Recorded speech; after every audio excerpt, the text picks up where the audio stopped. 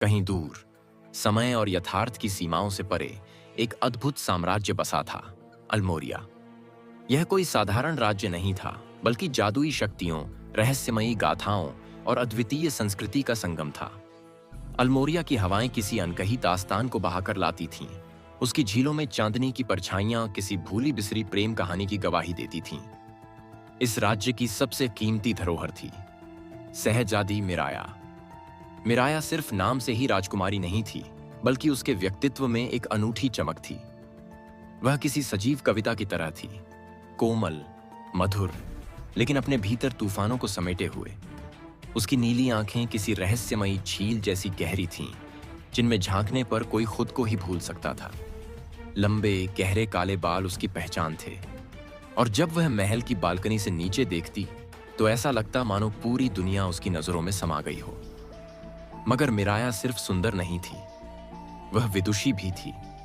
उसे किताबें पढ़ना, राज दरबार की नीतियां समझना और सबसे ज्यादा स्वतंत्रता से जीना पसंद था। लेकिन एक दायरा था जो उसे हर वक्त बांध कर रखता था, महल के कठोर नियम, परंपराओं की जंजीरें और उसकी किस्मत, जिसे पहले से ही लिख दिया गया था।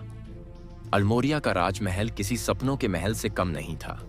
सफेद संगमरमर से बना यह किला चारों ओर से बर्फीले पहाड़ों और घने जंगलों से घिरा था। वहां की हवाओं में जादू था, और रात के अंधेरे में जब महल की ऊंची मीनारों पर दिए जलते तो ऐसा लगता जैसे तारों की पूरी छतरी इस पर झुकाई हो। पर यह खूबसूरती ही मिराया के लिए एक कैद बन चुकी थी। उसे महल से बाहर जाने की सख्त मनाही थी। कारण सदियों पुरानी एक भविष्यवाणी, जिसमें कहा गया था कि अगर सहजादी अल्मोरिया के बाहर कदम रखेगी तो राज्य पर कोई भयानक संकट आएगा। इसीलिए महल के चारों ओर गुप्त प्रहरी तैनात रहते, जो उसकी हर गतिविधि पर नजर रखते थे। मिराया का मन इस कैद में घुटता था। उसे समझ नहीं आता था कि एक व्यक्ति के बाहर जाने से किसी राज्य का क्या अनर्थ हो सकता है, पर वह सवाल करने की हिम्मत नहीं जुटा पाती थी। उसके पिता महाराज अद्वाय बहुत कठोर थे।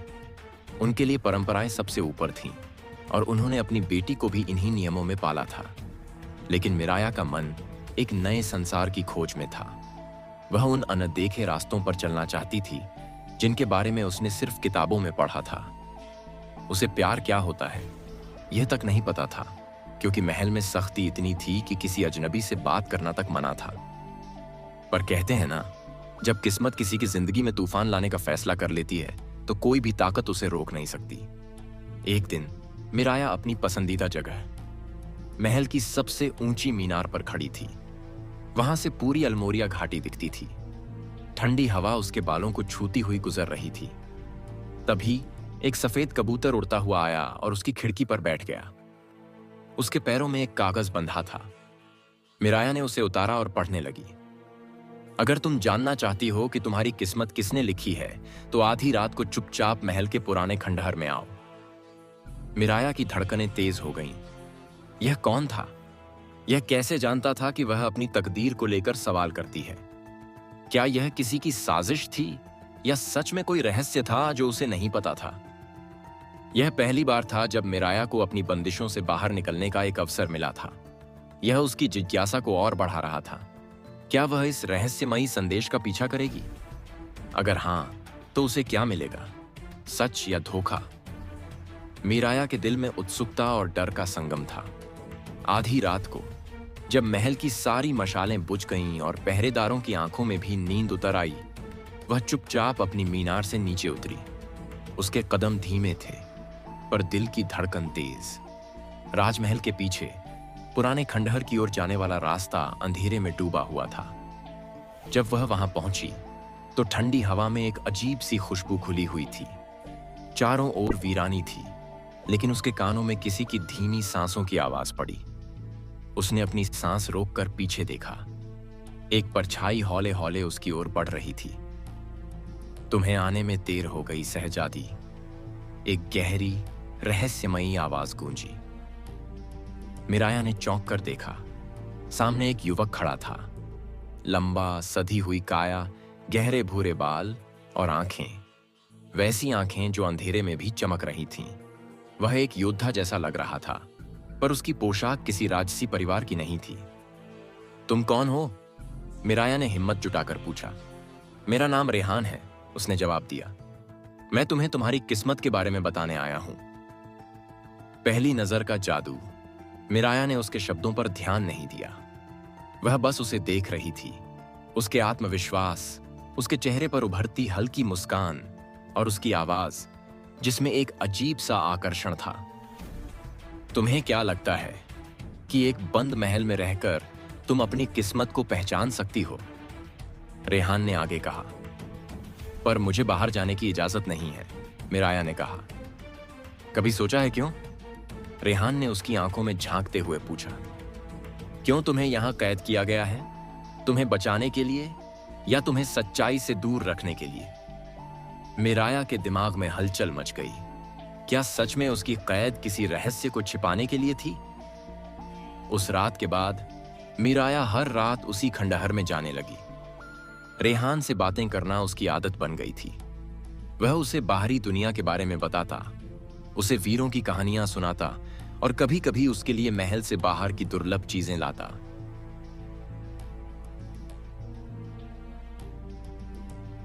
जैसे कि या एक पहाड़ी गुलाब जो अल्मोरिया की सीमा से बहुत दूर उगता था। धीरे धीरे उनकी मुलाकातें सिर्फ बातों तक सीमित नहीं रहीं। जब पहली बार रेहान ने उसके चेहरे पर पड़ी एक लट को हटाया, तो मिराया के दिल में एक अजीब सा कंपन हुआ। वह कुछ नहीं कह सकी, पर उसके भीतर कुछ बदलने लगा था। एक रात जब मिराया और रेहान खंडहर में मिले, तो अचानक महल के सैनिक वहां आ पहुंचे। राजकुमारी, आप यहां क्या कर रही हैं? सेनापति गरजा। मिराया को महल वापस ले जाया गया और उसके पिता को सब पता चल गया। महाराज अद्वाय आग बबूला हो गए। तुम्हें किसने बताया कि तुम इस राज्य की सीमाओं को लांघ सकती हो?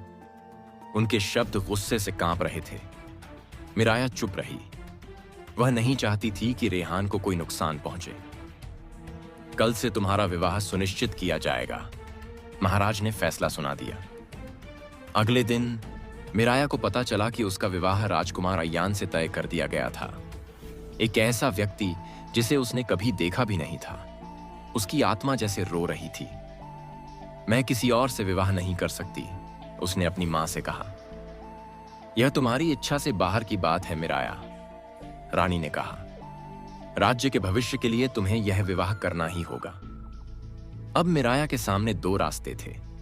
या तो वह अपने पिता की आज्ञा मानकर राजकुमार अय्यान से विवाह कर ले, या फिर अपने सच्चे प्रेम के लिए लड़ाई लड़े। क्या मिराया और रेहान का प्रेम इस बंधनों से मुक्त हो पाएगा? महल के विशाल गलियारों में मिराया अकेली खड़ी थी। उसकी आंखों में आंसू थे, लेकिन मन में एक तूफान उमड़ रहा था। वह रेहान से प्यार करती थी, लेकिन उसकी तकदीर उसे किसी और दिशा में धकेल रही थी। राजमहल में विवाह की तैयारियां शुरू हो चुकी थीं। हर कोने में झूमर जगमगा रहे थे, रेशमी पर्दे लहराने लगे थे और संगीत की स्वर लहरियां गूंज रही थीं। पर इन सब के बीच मिराया का दिल किसी और की याद में डूबा था। दूसरी ओर रेहान इस अन्याय को सहन नहीं कर सकता था। उसने ठान लिया था कि वह मिराया को किसी भी हाल में बचाएगा, लेकिन वह जानता था कि अकेले महल की सुरक्षा तोड़ना असंभव था। इसलिए उसने मदद लेने का फैसला किया। रेहान अल्मोरिया के जंगलों में छिपे विद्रोहियों के पास पहुंचा।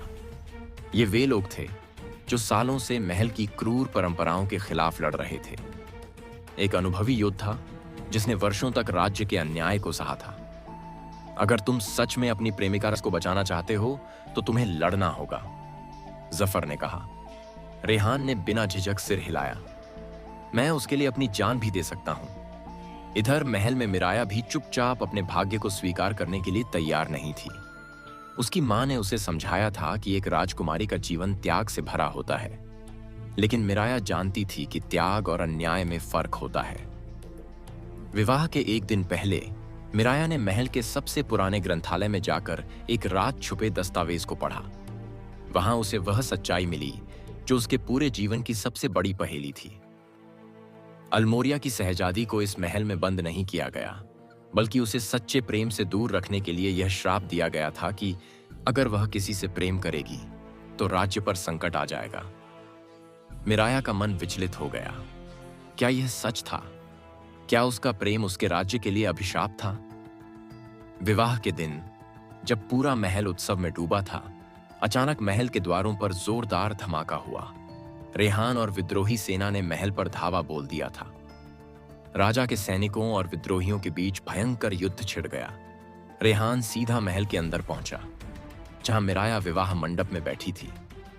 मिराया, मेरे साथ चलो। रेहान ने हाथ बढ़ाया। मिराया ने इधर उधर देखा। उसके पिता क्रोध में खड़े थे, सैनिक तलवारें लिए तैयार थे और पूरा महल एक युद्ध भूमि बन चुका था। अगर मैं तुम्हारे साथ गई तो राज्य संकट में पड़ सकता है, मिराया ने कांपती आवाज में कहा। तुम्हारा प्रेम किसी के लिए संकट नहीं है मिराया, यह सिर्फ तुम्हारे परिवार का डर है जो सदियों से तुम्हें बंधनों में कैद किए हुए है, रेहान ने उसे समझाया। मगर तभी राजा ने तलवार उठाकर रेहान की ओर बढ़ा दी। अगर तुम मेरी बेटी को चाहते हो तो पहले मुझे हराना होगा, राजा गरजे। रेहान और राजा के बीच भयंकर युद्ध हुआ। रेहान घायल हो गया, लेकिन उसने हार नहीं मानी। मिराया को अब फैसला लेना था। उसने आगे बढ़कर अपने पिता के सामने हाथ जोड़ दिए। पिता, मैं इस कैद में नहीं रह सकती। अगर मेरा प्रेम इस राज्य के लिए संकट है तो मैं इस राज्य को छोड़कर जा रही हूं। राजा ने पहली बार अपनी बेटी की आंखों में सच्ची जिद देखी। वे समझ गए कि प्यार को कैद में नहीं रखा जा सकता। आखिरकार उन्होंने तलवार गिरा दी और कहा, जा सकती हो मिराया, लेकिन याद रखना, सच्चा प्रेम सिर्फ पाने में नहीं बल्कि निभाने में भी होता है। मिराया और रेहान ने एक दूसरे का हाथ थाम लिया और अल्मोरिया छोड़कर दूर निकल गए। यह प्रेम की जीत थी, लेकिन प्रेम का मार्ग कभी भी सरल नहीं रहा। यह समाज के बनाए नियमों, परिवार की अपेक्षाओं और कई बार स्वयं के भीतर के द्वंद्व से होकर गुजरता है। लेकिन जब प्रेम सच्चा होता है तो यह हर विपत्ति पर विजय प्राप्त कर लेता है।